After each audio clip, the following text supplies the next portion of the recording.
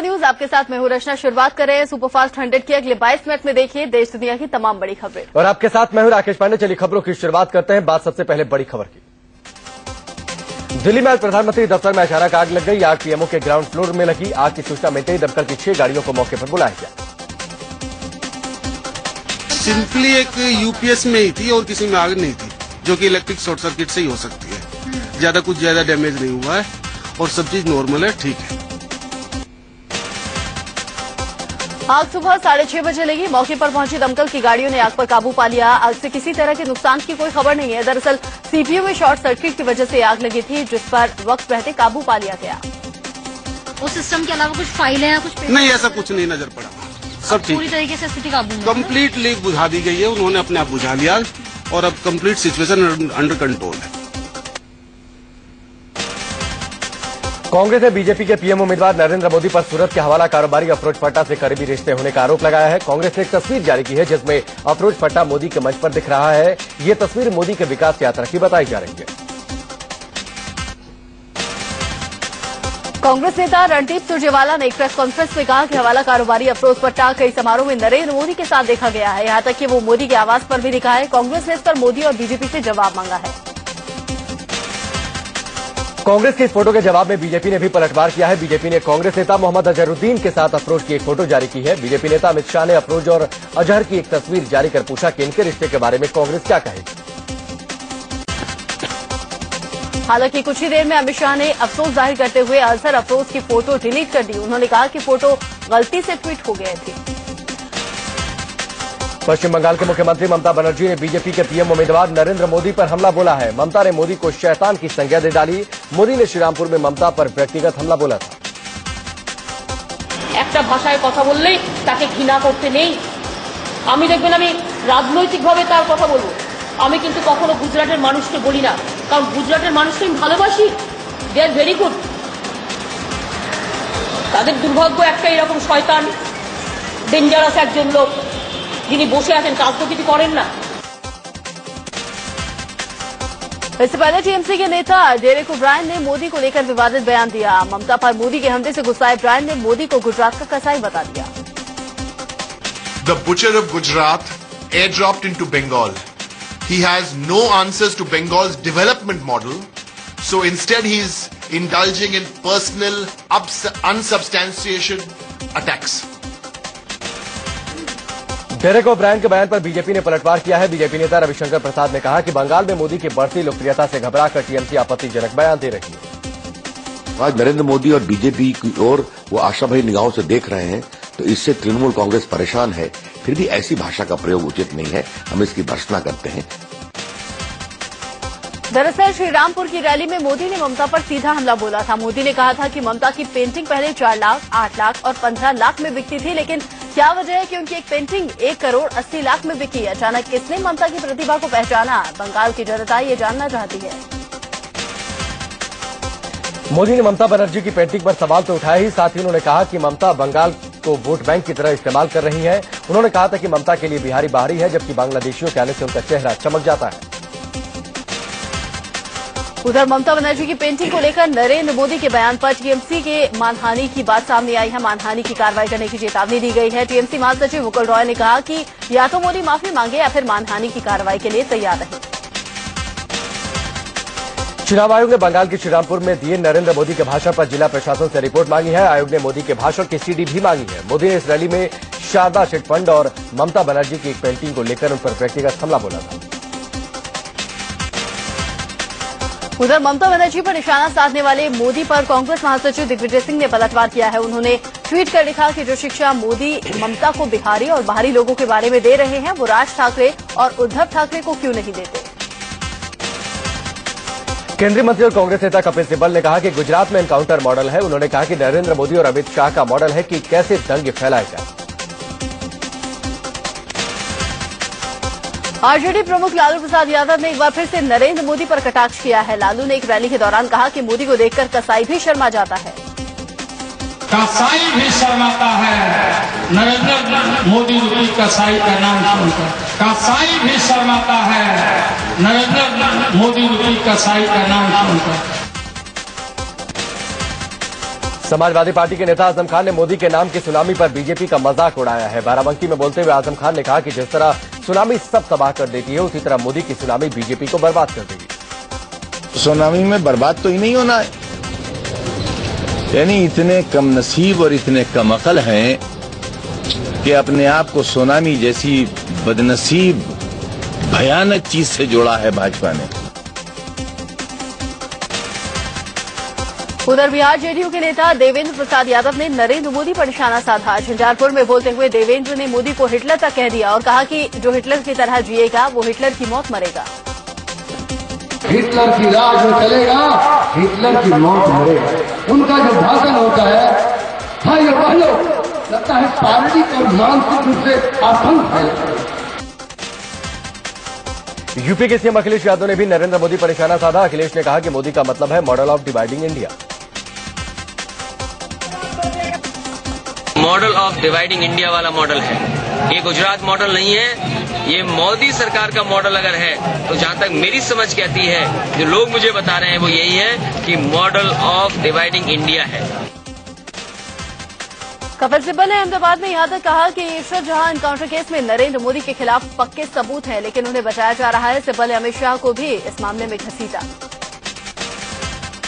BJP के प्रधानमंत्री पद के उम्मीदवार नरेंद्र मोदी ने केंद्रीय मंत्री और national conference supremo Farooq Abdullah पर जमकर पलटवार किया। उन्होंने कहा कि सेकुलरिज्म पर सबसे बड़ी चोट तो कश्मीर में ही पड़ी है।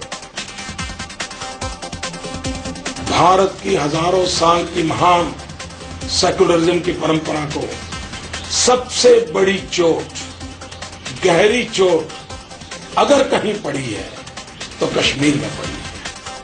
मोदी फारूक के उस बयान से भड़के हुए थे जिसमें उन्होंने कहा था कि फिरकापरस्त हिंदुस्तान के साथ कश्मीर नहीं रहेगा। मोदी ने पलटवार करते हुए कहा कि अब्दुल्ला खानदान की राजनीति ने कश्मीर में सेकुलरिज्म का बेड़ा गर्क किया।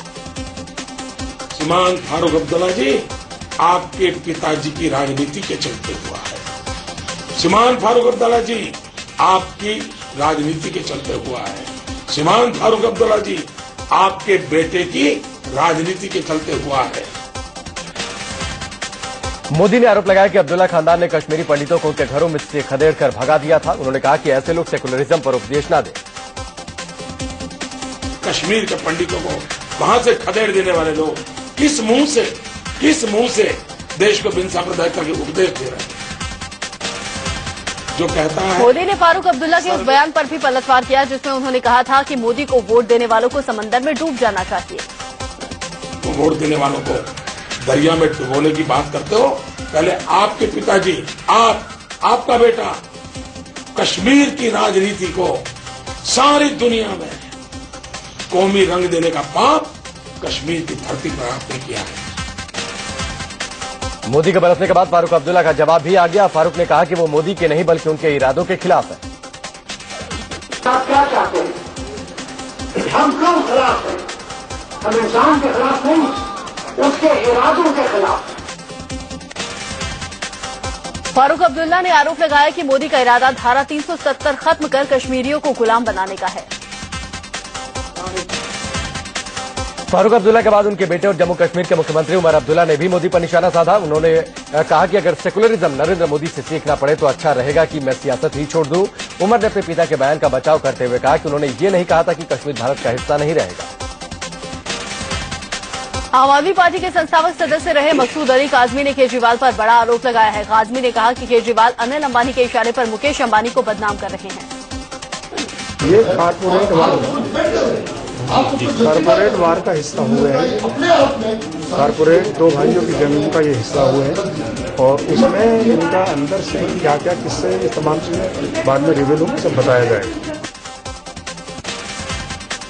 केजरीवाल पर आरोपों की झड़ी लगाने वाले मकसूद अली काजमी यही नहीं रुके। काजमी ने कहा कि अंबानी पर निशाना साधने वाले केजरीवाल ने अब तक टाटा और जिंदल ग्रुप पर मेहरबानी क्यों दिखाई?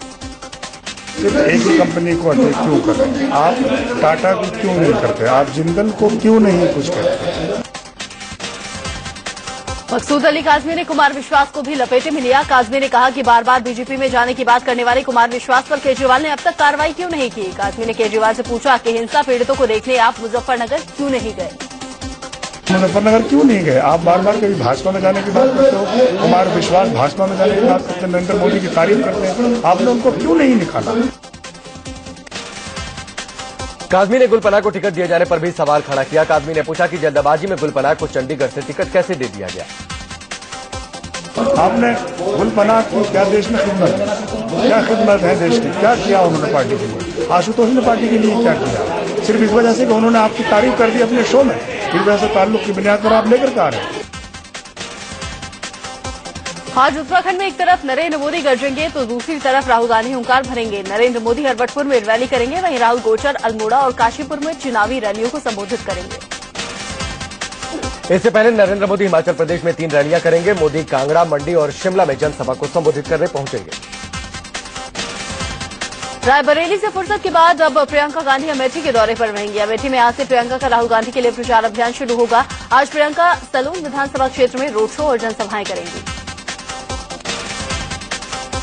यूपी के सीएम अखिलेश यादव आज सुल्तानपुर में 2 चुनावी जनसभाओं को संबोधित करेंगे। इसके अलावा वो अम्बेडकर नगर में भी रैली करेंगे। उधर बीएसपी सुप्रीमो मायावती बहराइच में जनसभा को संबोधित करेंगी। बाबा रामदेव के खिलाफ एक और केस दर्ज हुआ है। दलितों को लेकर विवादित बयान को लेकर कानपुर में केस दर्ज करवाया गया है। महिला कांग्रेस की सचिव ने ये मामला दर्ज करवाया है। वहीं पटना में जेडीयू नेता और नीतीश सरकार में मंत्री श्याम रजक ने बाबा रामदेव के खिलाफ SC/ST एक्ट के तहत केस दर्ज कराया है। कोर्ट आज इस मामले की सुनवाई करेगा। यूपी के आगरा में भी रामदेव और बीजेपी प्रवक्ता शहनवाज हुसैन के खिलाफ डॉक्टर अंबेडकर बार एसोसिएशन के महासचिव राजेंद्र कर्दम ने केस दर्ज करवाया है। शहनवाज ने रामदेव का बचाव किया था, इसलिए उनके ऊपर भी केस दर्ज करवाया गया है। वहीं नागपुर में भी अनुसूचित जाति जनजाति के एक समूह ने बाबा रामदेव के खिलाफ पांचपावली पुलिस स्टेशन में FIR दर्ज कराई। साथ ही लोगों ने उनका पुतला भी फूंका।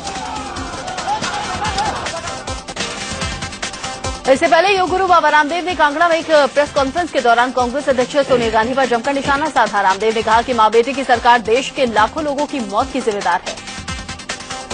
लैक ऑफ ट्रीटमेंट और तमाम तरह की आर्थिक लाचारियों के कारण से देश में करीब 1 करोड़ लोगों की हत्या के लिए गुनहगार और जिम्मेदार कौन है? सोनिया गांधी, नेहरू परिवार, मां बेटी की सरकार। योग गुरु बाबा रामदेव ने आरोप लगाया है कि दबाव में चुनाव आयोग उनकी सभाएं और योग शिविर रद्द कर रहा है। दरअसल राहुल गांधी पर दिए विवादित बयान के बाद चुनाव आयोग ने कांग्रेस की शिकायत पर बाबा रामदेव के योग शिविरों पर रोक लगा दी है। जयपुर के अलावा गोरखपुर में एक तरफ जहां बाबा रामदेव के खिलाफ FIR दर्ज की गई है, तो वहीं दूसरी तरफ दलित समाज के लोगों ने पुतला फूंककर बाबा रामदेव के खिलाफ अपना विरोध जाहिर किया।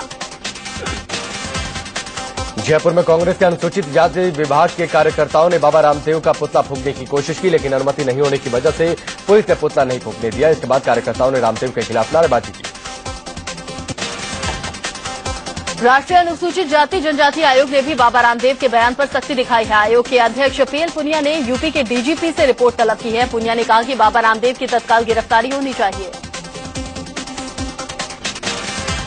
बीजेपी के पूर्व अध्यक्ष नितिन गडकरी के खिलाफ आचार संहिता के उल्लंघन का मामला दर्ज हुआ है। यूपी के भदोही में यह मामला दर्ज हुआ। गडकरी पर चुनाव प्रचार थमने के बाद जनसभा करने का आरोप है। विवादित बयान देने वाले बीजेपी नेता गिरिराज सिंह को झटका लगा है। झारखंड के बोकारो कोर्ट ने उनकी अग्रिम जमानत अर्जी खारिज कर दी है। अर्जी खारिज होने के बाद उन पर गिरफ्तारी की तलवार लटक गई है। सोनिया गांधी के दामाद रॉबर्ट वाड्रा पर निशाना साधते हुए बीजेपी ने अपना नया चुनावी पोस्टर जारी किया है। इस पोस्टर में लिखा गया है कि द से दामाद नहीं, द से देश होना चाहिए। पोस्टर में नरेंद्र मोदी की तस्वीर थी। बीजेपी ने पूछा है कि आखिर रॉबर्ट वाड्रा के मुद्दे पर उठाए गए सवाल पर सोनिया गांधी और राहुल गांधी ने अब तक जवाब क्यों नहीं दिया। इससे पहले बीजेपी ने रॉबर्ट वाड्रा को लेकर 6 मिनट की एक फिल्म जारी की थी। बीजेपी प्रवक्ता निर्मला सीतारमण ने कहा कि कांग्रेस का यह कहना गलत है कि सुप्रीम कोर्ट ने रॉबर्ट वाड्रा के जमीन सौदे के मामले को खारिज कर दिया है। उन्होंने कहा कि वाड्रा को सुप्रीम कोर्ट ने क्लीन चिट नहीं दी है। आम आदमी पार्टी से निष्कासित अश्विनी उपाध्याय की मौजूदगी में लखनऊ में करीब 2500 कार्यकर्ताओं ने आम आदमी पार्टी से इस्तीफा दे दिया। अश्विनी ने दावा किया कि अगस्त में एक अधिवेशन होगा जिसमें अन्ना हजारे भी आएंगे। वाराणसी में आम आदमी पार्टी आपकी क्रांति नाम के अखबार की 2 लाख प्रतियां लोगों में बांटने की तैयारी में है। शिकायत मिलते ही चुनाव आयोग की टीम वाराणसी ऑफिस पहुंची। अखबार के प्रकाशक से टीम ने पूरी जानकारी दी।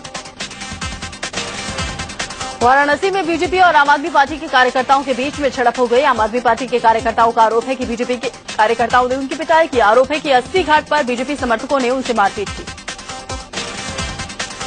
नरेंद्र मोदी के खिलाफ प्रचार करने के लिए देश की प्रतिष्ठित यूनिवर्सिटी जेएनयू के छात्रों का एक ग्रुप वाराणसी के लिए रवाना हुआ। छात्रों का यह ग्रुप मोदी की नीतियों को गलत बता रहा है और इसी के खिलाफ कैंपेनिंग के लिए छात्र वाराणसी पहुंचे हैं। यहां वो मोदी के खिलाफ प्रचार करेंगे। नर्सरी दाखिले पर सुप्रीम कोर्ट आज सुनवाई करेगा। इससे पहले कोर्ट ने दिल्ली सरकार से पूछा कि क्या हर स्कूल में 5-6 सीटें बढ़ाई जा सकती है। कोर्ट से फैसला आने तक नर्सरी दाखिले पर अंतरिम रोक बरकरार रहेगी।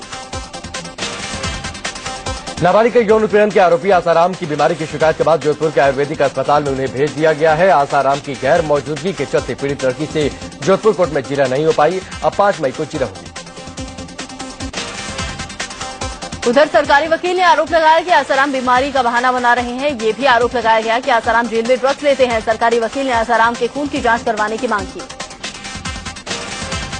दिल्ली के चर्चित निर्भया गैंगरेप केस के 2 दोषियों की अर्जी पर सुप्रीम कोर्ट में सुनवाई टल गई है। अगली सुनवाई जुलाई के दूसरे हफ्ते में होगी। गैंगरेप के दोषी मुकेश और पवन ने अपनी फांसी की सजा के खिलाफ सुप्रीम कोर्ट में अर्जी लगाई थी। भवरी देवी अपहरण और मर्डर केस में आज जोधपुर कोर्ट में सुनवाई होगी। इस मामले में आरोपी परशुराम की जमानत याचिका पर SC/ST कोर्ट में सुनवाई होने वाली है। लाल किले पर हमले के दोषी लश्कर-ए-तैयबा के आतंकवादी मोहम्मद आरिफ की फांसी की सजा पर सुप्रीम कोर्ट ने रोक लगा दी है। साथ ही इस मामले को सुप्रीम कोर्ट ने संवैधानिक पीठ को भेज दिया है। 22 दिसंबर 2000 में लाल किले में हुए आतंकी हमले में 2 जवानों समेत 3 लोगों की मौत हो गई थी। इस मामले में निचली अदालत ने पाकिस्तानी आतंकी आरिफ की फांसी की सजा सुनाई थी, जिसे हाईकोर्ट ने भी बरकरार रखा था। मध्य प्रदेश एटीएस ने सिमी के कार्यकर्ता गुलरेज अली को स्टेशन इलाके से गिरफ्तार किया। गिरफ्तारी के बाद उसे कोर्ट के सामने पेश किया गया। कोर्ट ने उसे 5 मई तक पुलिस कस्टडी में भेज दिया है। गुलरेज पर 2013 में राष्ट्र विरोधी गतिविधियों में शामिल होने का मामला दर्ज है। साथ ही आईपीसी की अलग अलग धाराओं में आर्म्स एक्ट और एक्सप्लोजिव एक्ट में भी केस दर्ज किया गया है। इस पर 15,000 का इनाम भी घोषित था। असम के गुवाहाटी रेलवे स्टेशन में पुलिस ने एक शख्स को बड़ी संख्या में विस्फोटक बनाने के सामान के साथ गिरफ्तार किया है। इनके पास से 20 किलो जिलेटिन और डेटोनेटर्स बरामद किए गए, जिनका इस्तेमाल विस्फोटक बनाने में होता है। मुंबई के बांद्रा स्थित हावी शेख पब में एक महिला के साथ छेड़छाड़ का मामला सामने आया है। छेड़खानी का आरोप नेवी के 5 कैडेट्स पर लगा है। महिला की शिकायत पर पुलिस ने मामला दर्ज कर आरोपियों को गिरफ्तार कर लिया। 5 आरोपी कैडेट्स के खिलाफ आईपीसी की धारा 143, 146, 354 और 348 के तहत मामला दर्ज किया गया है। सभी आरोपियों को एक दिन की पुलिस कस्टडी में भेज दिया गया। नेवी ने अपने कैडेट्स की हरकत के लिए अफसोस जताया। यूपी के अंबेडकर नगर में दून एक्सप्रेस के 8 डिब्बे पटरी से उतर गए। हादसे में 12 यात्री गंभीर रूप से जख्मी हुए। हादसा अंबेडकर नगर के जाफरगंज इलाके में हुआ। दून एक्सप्रेस हादसे में घायल हुए लोगों में 3-4 लोगों को गहरी चोटें आई हैं। बाकी लोग मामूली रूप से जख्मी हैं। इस हादसे के चलते रेल मार्ग ठप हो गया। क्षतिग्रस्त डिब्बों को हटाने का काम चल रहा है। हादसा किन वजह से हुआ, यह अभी साफ नहीं हो पाया। मध्य प्रदेश के ग्वालियर में एक बहुमंजिला इमारत में आग लगने से हड़कंप मच गया। इमारत के 2nd फ्लोर पर एक घर में आग लगी। देखते ही देखते फैलती चली गई। घबराए लोगों ने तुरंत पूरी इमारत खाली कर दी। आग लगने की खबर पाकर मौके पर पहुंचे दमकल कर्मियों ने आग बुझाने की कोशिश शुरू कर दी, लेकिन तब तक आग इतनी फैल चुकी थी कि उस पर काबू पाने में फायर फाइटरों के पसीने छूट गए। घंटों की मशक्कत के बाद आग पर काबू पाया जा सका। गनीमत रही कि आसपास दूसरे घरों तक ये आग नहीं फैली, वरना बड़ा हादसा हो सकता था। आग कैसे लगी, फिलहाल ये जांच का विषय है। आगरा के बेलनगंज इलाके में कपड़ों की दुकान में आग लगने से हड़कंप मच गया। आग पर काबू पाने में दमकल कर्मियों के पसीने छूट गए। आग से लाखों के नुकसान की बात कही जा रही है। आग लगने की वजह शॉर्ट सर्किट बताई जा रही है। हरियाणा के बहादुरगढ़ में रेलवे स्टेशन पर एक लड़के का हाई वोल्टेज ड्रामा देखने को मिला। युवक स्टेशन पर खड़ी एक मालगाड़ी के छत पर चढ़ गया और हाईटेंशन तार को छूने की कोशिश करने लगा। तेल से भरी मालगाड़ी के छत पर चढ़कर हंगामा करने वाले युवक को काफी मशक्कत के बाद लोग पकड़कर नीचे लाए। बताया जा रहा है कि वो मानसिक रूप से कमजोर था। पुलिस और रेल अधिकारियों के इसने पसीने छुड़ा दिए। दिल्ली के गोकुलपुर इलाके में एक बच्चे की हत्या से सनसनी फैल गई। बच्चे का शव बिजली ऑफिस के बगल से बरामद किया गया। हत्या के आरोप में पुलिस ने बच्चे के चाचा और दोस्त को गिरफ्तार किया है। दिल्ली के जगतपुरी इलाके में दिन दहाड़े पुलिस और बदमाशों के बीच हुई मुठभेड़ से सनसनी फैल गई। पीछा कर रही पुलिस पर बदमाशों ने अचानक फायरिंग शुरू कर दी। इसके जवाब में पुलिस ने भी फायरिंग की। मुठभेड़ के दौरान पुलिस ने एक बदमाश को पकड़ने में कामयाबी हासिल की, जिसके पास से पिस्टल बरामद की गई है।